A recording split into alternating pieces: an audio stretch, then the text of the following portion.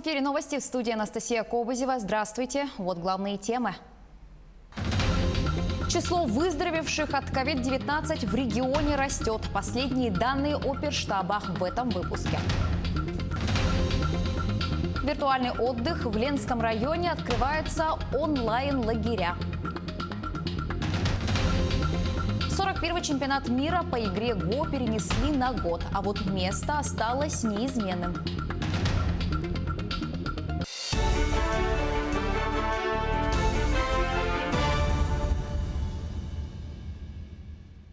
В Якутии за минувшие сутки выявлено 84 случая коронавируса, 70 инфицированных в Якутске, по 3 в Мирнинском, Нерюнгринском и Хангаласском районах, по 2 в Намском и Татинском, 1 в Имикунском.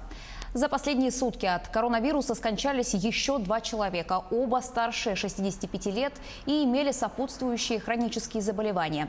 Медики ежедневно борются за жизнь каждого заболевшего коронавирусной инфекцией, но болезнь настолько коварна, что, к сожалению, не обходится без летальных исходов. Тем не менее, Айсыл Николаев отметил эффективную работу системы здравоохранения республики. Об этом говорит статистика по выздоровевшим. У нас число выздоровевших людей порядка 67%. Это один из лучших показателей в нашей стране, что вот особо отметили руководители здравоохранения нашей страны на недавней видеоконференции с субъектами Российской Федерации. Уверен, что такая же работа будет и дальше продолжаться, но нам, гражданам республики, надо нашим медикам помочь. А наша помощь может заключаться только все-таки в строгом соблюдении всех ограничительных мер и санитарно-эпидемиологических мер. Из-за пандемии коронавируса в Ленском районе открываются онлайн-лагеря.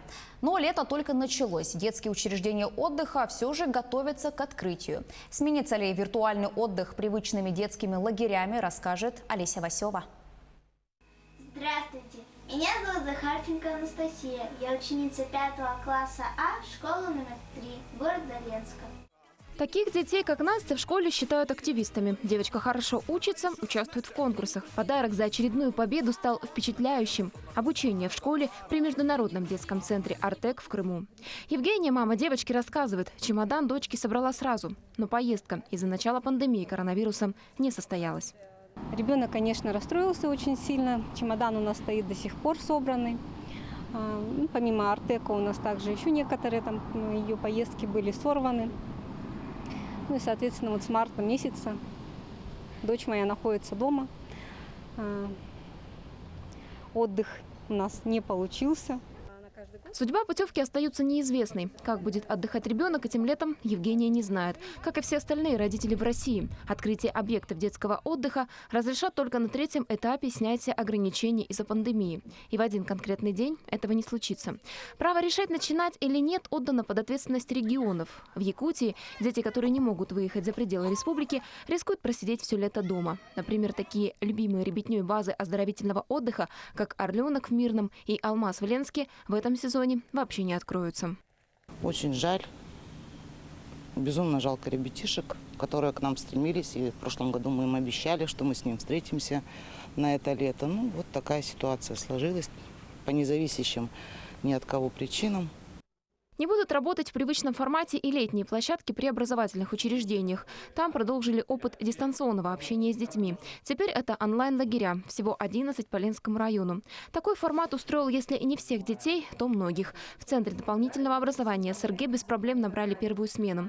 За лето в дистанционном формате здесь отдохнут 220 детей. Онлайн-лагерь – это не значит, что дети будут 24/7 сидеть с гаджетами в руках. Нет, там нет никаких заданий, от чего как раз-таки устали дети, родители. Лагерь создан для того, чтобы организовать досуг детей в период пандемии, в которой мы сейчас находимся. Мы планируем за лето охватить 3 смены по 14 дней. 14 дней – это оптимальное количество для того, чтобы удержать внимание ребенка именно в дистанционном формате. В Ленском районном управлении образования говорят, надежда на то, что площадки дневного пребывания заработают в прежнем режиме, пока есть. Все будет зависеть от течения пандемии. По всей России готовятся к открытию 33 тысячи лагерей и учреждений детского отдыха. Большая их часть планирует принимать детей с 1 июля. Олеся Васева, Анатолий Гуськов, телеканал «Алмазный край». Два новых мурала появятся в Якутии. Один в поселке Жатай, другой в Якутске. Кто стал идейным вдохновителем и что будет изображено на стенах объектов, расскажет наш корреспондент Дмитрий Тымыров. Он выходит на прямую связь со студией. Дмитрий, я приветствую тебя. Расскажи, так что же будут рисовать авторы проекта? Анастасия, здравствуй. Ну, прежде чем рассказать, что будет изображать на фасадах здания художники, хочется напомнить, что мурал – это вид искусства, с которым жители нашего региона знакомы еще с прошлого года. В прошлом году на территории региона и в ряде улусах были расписаны ряд объектов. В этом году в столице региона появится еще два мурала. Один из них появится в здании по улице Северная в поселке Жатай. Что там будет изображено, с нами поделилась художник Софья Шилова. Давайте послушаем. У меня будет изображена река, так как мы все-таки находимся, так как стена находится в Жатае, это непосредственно поселок у реки. Здесь стратегическое предприятие находится, судостроительный завод, и поэтому река это, мне кажется, очень близка жителям поселка. И здесь будет изображена семья, которая плывет по реке. Ну а второй мурал будет расположен здесь, в городе Якутске, по улице Дзержинского, 40, на месте бывшего центра занятости биржи труда. Как вы видите, здесь уже художник начал расписывать свой объект. Ну а что он здесь будет изображать полностью, нам расскажет сам художник Николай. Николай, здравствуйте. Расскажите, что вы будете здесь показывать и реализовывать до конца проекта. Здравствуйте. Я изобразил здесь декоративное панно, где будет изображена природа Республики Саха-Якутия с элементами природных узоров. И также есть атрибуты землеустроителей, так как здесь будет сквер, аллея для землеустроителей. Все. Спасибо.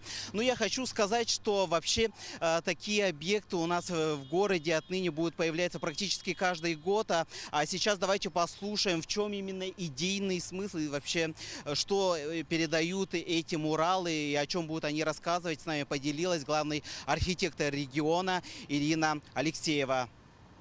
Системная работа, которой мы занимаемся по улучшению городской среды, она включает прежде всего задачу комплексности. Поэтому, благоустраивая сквер, новый сквер в городе Якутске, он посвящен 250-летию землеустройства в Республике Саха-Якутия.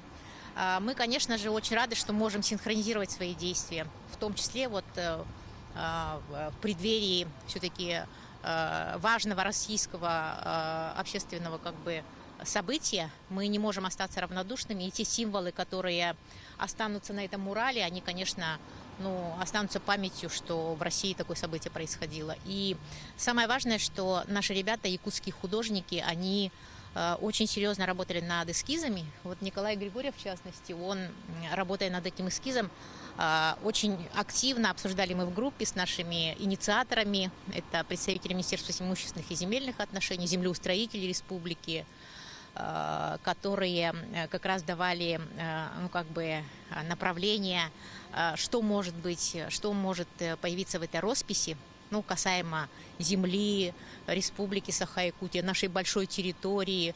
И речь шла о том, что сохранить культуру – это очень важно с точки зрения, насколько у нас огромная республика, большая территория. И очень интересные там будут у него символы и землеустройства как такового, и символы вообще республики, и национальной культуры. Как раз то, что направлено на консолидацию общества, на то, чтобы мы относились с особым пиететом к своей территории, к своей земле. Но, как я уже говорил, такие муралы в столице региона, в том числе и по территории нашей республики, будут появляться ежегодно. До конца этого года муралы появятся в Чурапчинском улусе и Нюрбинском. На этом у меня все, Анастасия. Дмитрий, большое спасибо. На прямой связи со студией был наш корреспондент Дмитрий Тымыров. С сегодняшнего дня в российских вузах стартует приемная кампания. О новых направлениях в учебных заведениях города Мирного, а также об особенностях этого года расскажет Марферина Алексеева.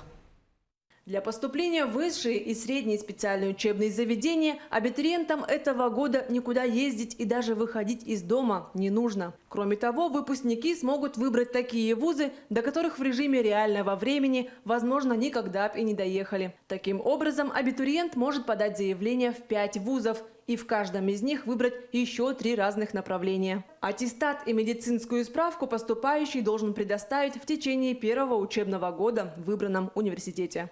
Мирнинский политехнический институт также принимает заявления онлайн через сервис поступи.svfu.ru. Есть кнопочка «Подать заявление», абитуриент туда нажимает и регистрирует свой личный кабинет. И все документы, это паспорт, прописка, самое главное, и документ об образовании в отсканированном виде загружает туда и может подавать документы. В случае, если нет интернета и так далее, то можно через Почту России отправить документы. А результаты ЕГЭ потом будут известны, и мы их уже сами из базы будем выявлять. Срок приема документов до 18 августа. Преимущество Мирнинского филиала – близкое расположение с промышленными предприятиями, в которых студенты проходят практику, затем многие и трудоустраиваются. С институтом сотрудничают такие компании, как «Алроса» и «Роснефть». В этом году предусмотрено 153 бюджетных мест. Это максимальное количество за последние годы. Также открыт набор на новые востребованные направления. По очной форме обучения это математическое обеспечение и администрирование информационных систем. И второе направление – это педагогическое образование с 2 профилями подготовки: иностранный, в частности английский язык, и информатика. Количество педагогических работников зависит тоже от количества обучающихся. И в связи с этим возникает необходимость именно в наличии преподавателей, вернее педагогов, учителей, которые не только как раньше по одному предмету, а могут преподавать несколько предметов. Реальный шанс овладеть рабочей профессией, а затем трудоустроиться в престижные промышленные компании предоставляет Мирнинский регионально-технический колледж. В этом году колледж предусмотрел 445 бюджетных мест. В Мирном, это как мы называем головном учреждении, направление подготовки или профессии, специальности, это у нас в основном традиционные, которые мы из года в год набираем. Один из наших филиалов, Светлинский, он наточен или направлен на теплоэлектроэнергетику, поэтому все набираемые группы связаны с данной профессией, направлением подготовки. Айхал Удачный, они тоже по направлению горнодобывающей отрасли своего региона. Подробнее знакомиться с правилами приема документов и перечнем специальностей можно на официальном сайте колледжа. Прием документов осуществляется через портал образовательных услуг республики. Для того, чтобы подать заявление, нужно иметь электронную почту, читабельное фото или сканированные копии документов. Марферина Алексеева, Артем Алексеев. Мирный. Федеральные выплаты на приобретение жилья получили молодые ученые из Якутии. Улучшить жилищные условия смогут научные сотрудники Михаил Сидоров и Николай Винокуров. Михаил работает в сибирском отделении РАН, где изучает экосистему холодных регионов.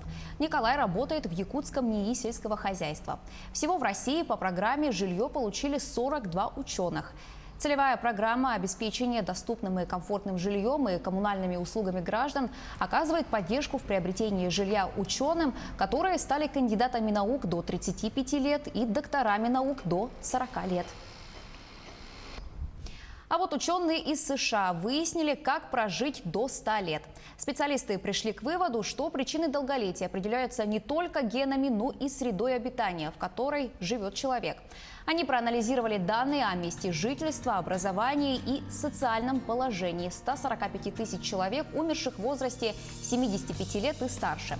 Оказалось, что большинство людей, доживших до 100 лет, проживали в местах с низким уровнем загрязнения воздуха и имели возможность каждый день совершать длительные прогулки. Среди других факторов, способствующих долголетию, ученые выделили высокий социальный статус, проживание в местах с обширными зелеными насаждениями, а также транспортную и медицинскую доступность.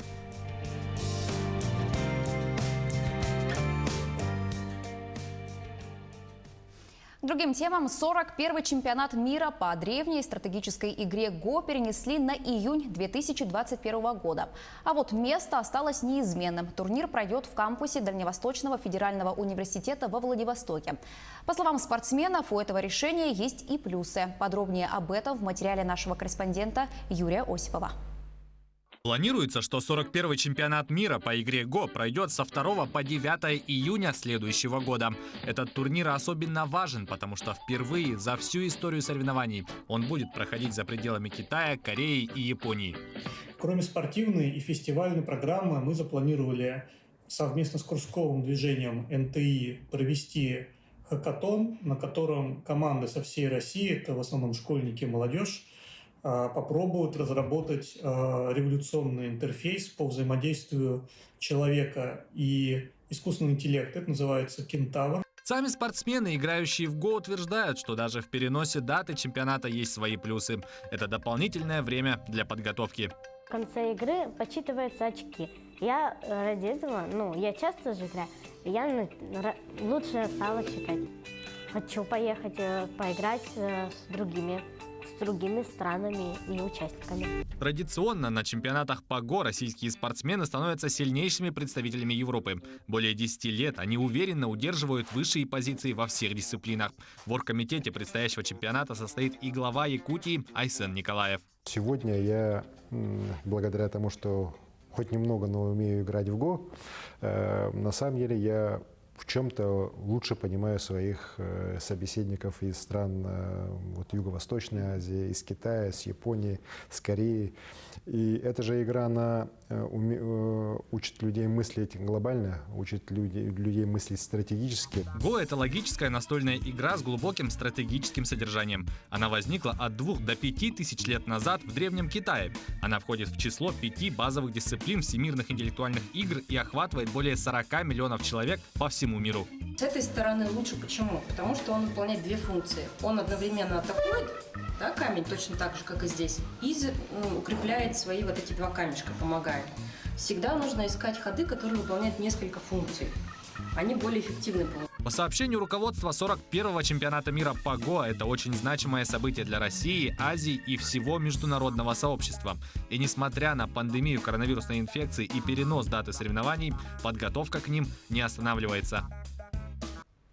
Опасная для оленеводства жара ожидается в ряде районов Якутии. Так, с 20 по 22 июня в Яно-Индыгирской и Колымской группе районов столбики термометров поднимутся до 30-35 градусов. Жаркая погода сохраняется и в ряде других районов Якутии. В столице региона в ближайшие сутки, по данным Якутского гидрометцентра, ночью, утром и днем ожидается дождь, гроза, ветер юго-восточный 2,7 метров в секунду. При грозе порывы до 15 метров в секунду. Температура воздуха днем плюс 26, плюс 28.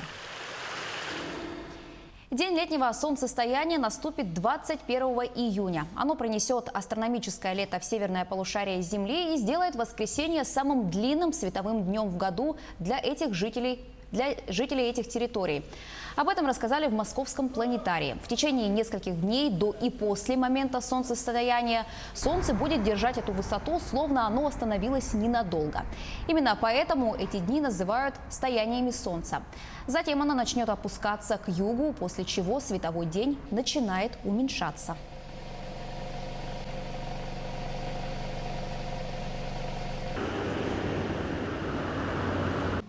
Также завтра якутяне отметят главный национальный праздник Исэх. Он будет показан на канале НВК «Саха». Программа мероприятия начнется с праздничного концерта в 6:15 по якутскому времени. В полдень состоится праздничный обряд благословения Алгыс с участием главы Якутии Айсена Николаева. Вечером в 19:00 известный народный мастер, кузнец, заслуженный работник культуры республики Мандар Ус проведет мастер-класс. Вечером также пройдет праздничный концерт. В ночь с 20 на 21 июня состоится обряд встречи Солнца, который будет транслироваться на радио Тетим на волне 107,1. Люди смогут встретить Солнце в кругу семьи, у себя на даче и на природе под Алгыс Валентина Исакова. Очередной выпуск передачи «Разговор с Илдарханом» на якутском языке смотрите сегодня в эфире НВК «Саха» в 20:30. Айсен Николаев ответит на актуальные вопросы сегодняшнего дня, разъяснит суть поправок в Конституцию России, поделится с перспективами развития региона после сложного периода пандемии, поздравит якутян с национальным праздником Исах. К этой минуте у меня пока вся информация. Оставайтесь с нами.